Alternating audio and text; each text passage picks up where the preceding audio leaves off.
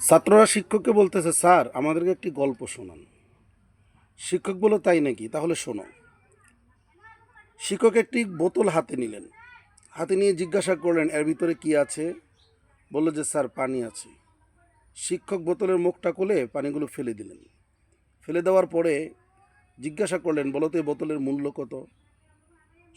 ছাত্ররা বলল, স্যার হয়তো কয়েক টাকা হবে।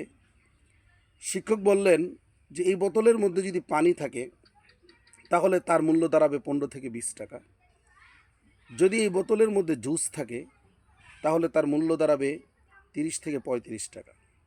তবে এই বোতলের মধ্যে যদি কোনো ব্র্যান্ডের ভালো উন্নত মানের জুস থাকে তাহলে তার মূল্য দাঁড়াবে 70 থেকে 80 টাকা। ছাত্ররা বলল, জি স্যার।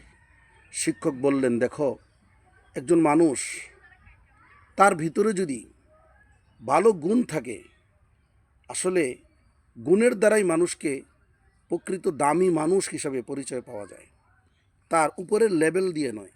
যেমন বোতলের মূল্যটা নির্ধারণ করা হয় তার ভিতরের প্রোডাক্টের মাধ্যমে, তার ভিতরের যে জিনিসটা আছে সেটার গুণ এবং সেটার উপরে ভিত্তি করে তার মূল্য নির্ধারণ করা হয়।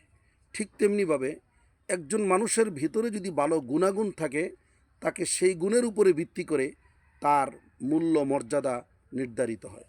সুতরাং একজন মানুষ, সে যত বেশি গুণ হাসিল করবে সে তত বেশি দামি হয়ে যাবে। আর তার ভিতরে যদি গুণ না থাকে, সে মানুষ হইতে পারবে কিন্তু প্রকৃতপক্ষে সে গুণের মানুষ হতে পারবে না।